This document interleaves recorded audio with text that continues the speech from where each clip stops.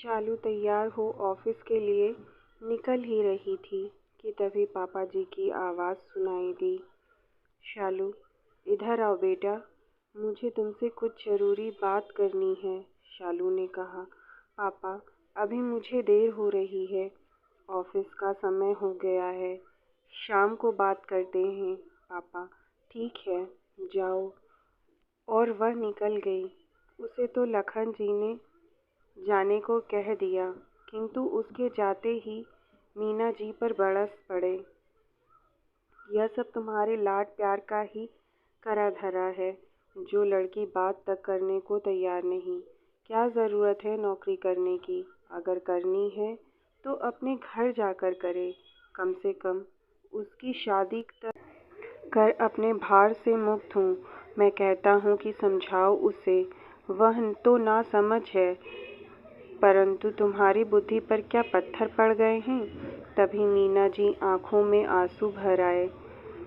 आंसुओं को रोकते हुए चुपचाप चाय के बर्तन उठाए और किचन में चली गईं। किचन में जाकर वे अपने आंसुओं को रोक नहीं पाईं। कोमल, जो उनकी बहू थी, चुपचाप खड़ी खड़ी देख रही थी। उसकी समझ में नहीं आया कि वह क्या कहे। तभी बेटे विजय की आवाज़ आई, कोमल, कहाँ हो? मेरा टिफ़िन कहाँ है? मेरा ऑफिस बैग निकाला तुमने? कोई काम समय पर नहीं होता, पता नहीं क्या करती रहती हो। बड़बड़ाते हुए निकल गया। मीना आंखों में आंसू लिए उसे जाते देखती रही।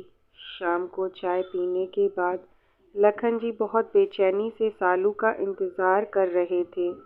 तभी फ़ोन पर बात करते हुए शालू ने घर में प्रवेश किया।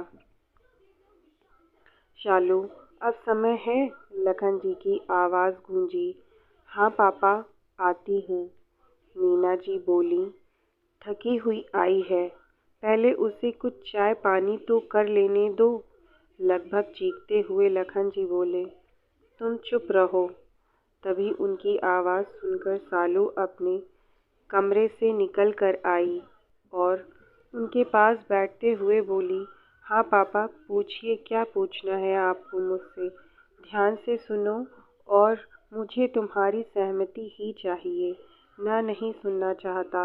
मैंने कल विनायक और उसके माता पिता को बुलाया है। वे कल तुम्हें देखने आ रहे हैं। हर हालत में यह रिश्ता करना चाहता हूँ, क्योंकि परिवार और लड़का मुझे उपयुक्त लगे, और मैं तुमसे केवल हाँ ही सुनना चाहता हूँ, ताकि शादी कर अपनी जिम्मेदारी से मुक्त हो जाऊँ। शालू बोली, पापा, जब सारा निर्णय आप ले चुके हैं तो फिर मेरे से क्या पूछना है? आपने तो मुझे बोलने का हक भी नहीं दिया कि मैं अपने जीवन के इतने अहम फैसले के बारे में सोच भी सकूं।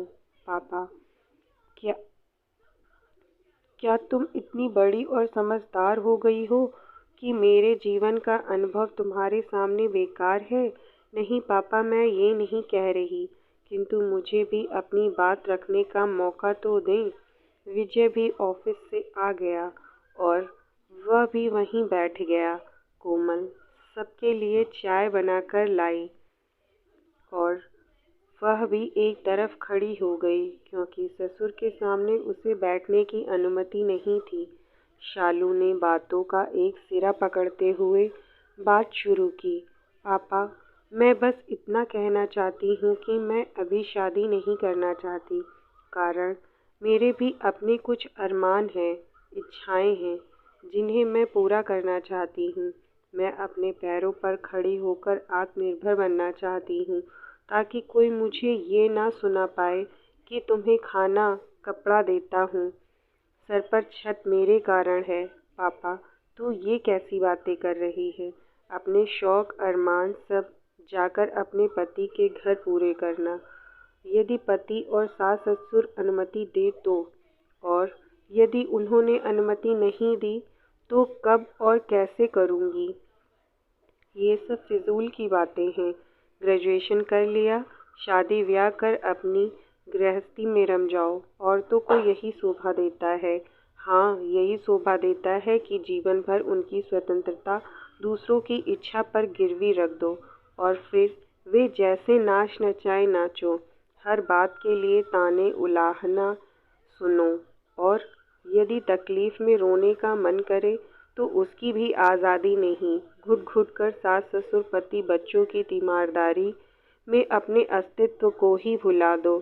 क्या तेरी माँ नहीं है? उसे क्या कमी है? खाना कपड़ा मकान क्या नहीं मिला उसे? मैं माँ की तरह महान नहीं हूँ ना।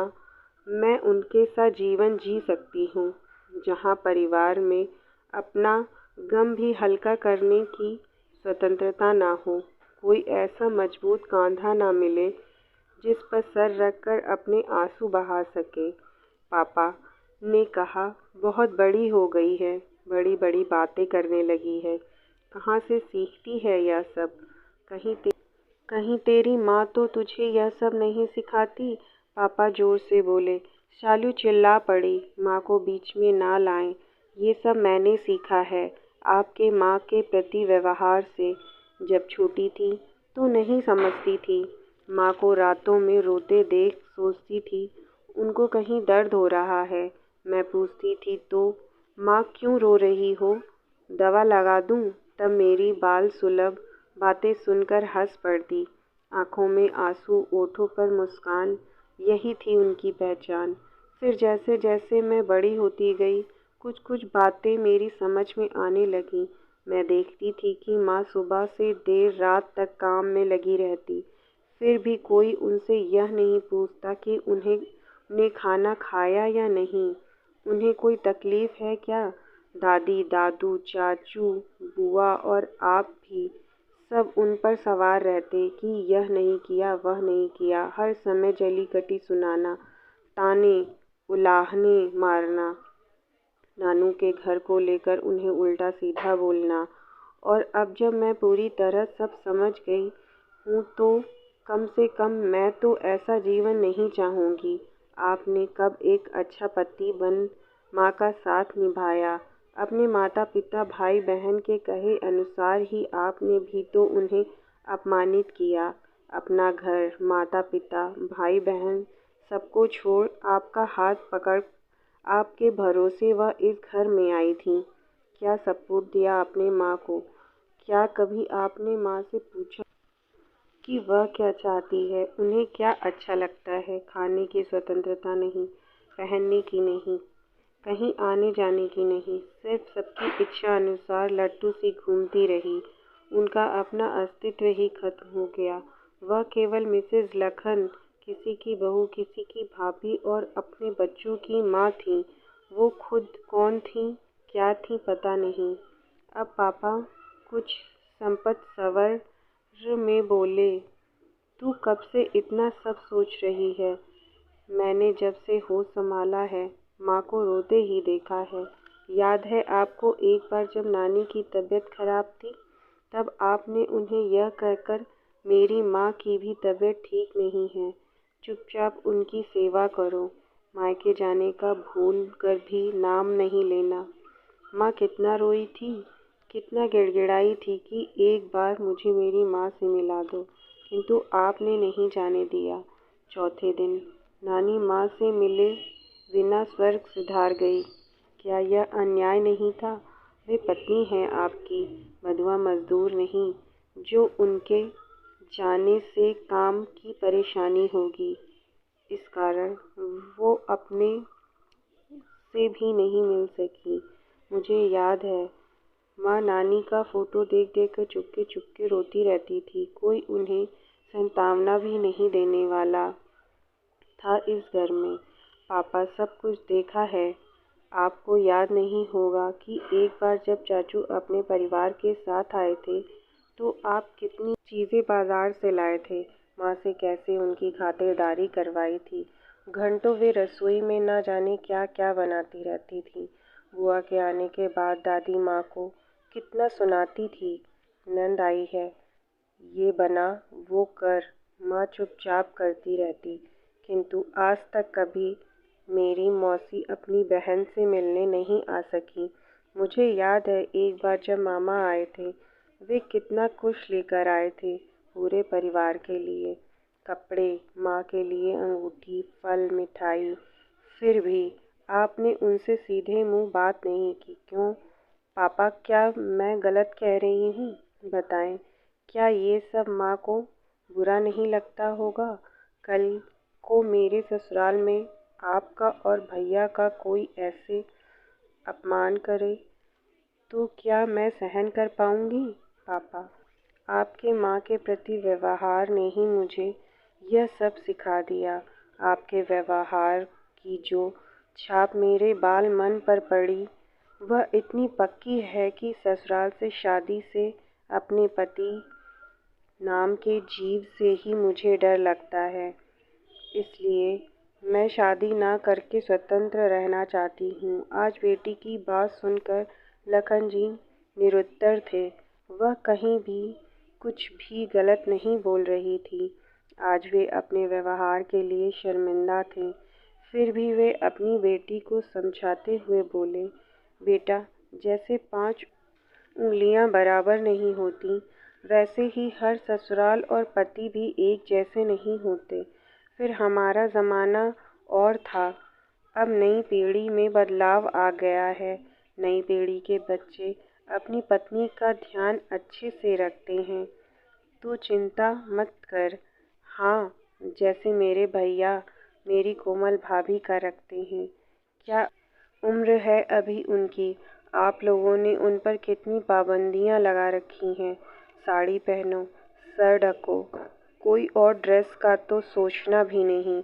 कोई पूछता है कि उन्हें क्या खाना पसंद है, कहाँ आना जाना चाहती हैं, वे जीवन में क्या शौक रखती हैं, क्या करना चाहती हैं। भैया ने कभी जानने की कोशिश की? यदि भैया इतने ही समझदार होते तो वे माँ की तकलीफ समझते, उससे कम करने का प्रयास करते। वे मुझसे 4 साल बड़े हैं, किंतु वे तो आपके नक्शे कदम पर चलकर पत्नी नामक जीव को अपने पैरों की जूती ही समझते हैं। माँ की स्थिति में और भाभी की स्थिति में क्या अंतर है, सिवाय इसके कि दादी की तरह माँ उन्हें कभी परेशान नहीं करती, सो वह कमी आप पूरी करते हैं। माँओं के साथ की सिमी आंटी, सोना आंटी और वे सब कितना खुश रहती हैं। वह तो आपके ज़माने के हैं। अब भैया की शर्मिंदा होने की बारी थी। बाप बेटे अपने व्यवहार के कारण बगलें झक रहे थे। शब्द उनके मुंह से नहीं फूट रहे थे। आज बेटी ने उन्हें सच का आईना जो दिखा दिया था। पापा ने स्वतंत्रता के एवज में कोई सुख नहीं चाहती। मेरी कुछ शर्तें हैं, वो कल आप पहले विनायक और उसके परिवार वालों से पूछ लेना। यदि उन्हें मंजूर हो तो शादी के लिए तैयार हैं। मैं अपनी इच्छा, अपने अरमान पूरे करूंगी, नौकरी करूंगी। मुझे मेरे मायके में नाम पर ना तो कोई उलाहना देगा और ना आप लोगों से मिलने से कोई रोकेगा। जब इच्छा होगी मैं आप लोगों से मिलूंगी। मेरे मायके वालों का परिवार में उतना ही सम्मान होगा जितना उसके परिवार वालों का। मेरे पहनने, खाने, आने जाने पर कोई रोक टोक नहीं होगी। जैसे मैं रहना चाहूँगी रहूँगी। यदि उन्हें यह सब मंजूर है तो ही बात आगे बढ़ेगी, नहीं तो मैं जीवन में उस सुपात्र का इंतज़ार करूँगी जो मुझे और मेरी भावनाओं को समझेगा, मेरा साथ हर कदम पर देगा, जो मुझे केवल अवैतनिक कर्मचारी 24 घंटे 365 दिन की ना समझ वास्तव में मेरे सुख दुख का साथी होगा। मेरा पति होने के साथ साथ वह मेरा दोस्त भी होगा, जिससे मैं बिना डरे, बिना झिझके अपने मन की बात कर सकूं। जब मुझे ऐसा साथी मिलेगा तब मैं आपकी अनुमति से उससे शादी कर लूँगी। आप मेरी चिंता छोड़ दें। पापा और भाई अपनी करनी पर सिर झुकाए निरुत्तर थे और शालू उठकर अपने कमरे में चली गई। दूसरे दिन से शालू को घर में पापा और भैया के व्यवहार में बदलाव नजर आया। मीना जी को अपनी बेटी पर गर्व था। उनकी बेटी को उनकी तरह घुट घुट कर ज़िंदगी नहीं गुजारनी पड़ेगी।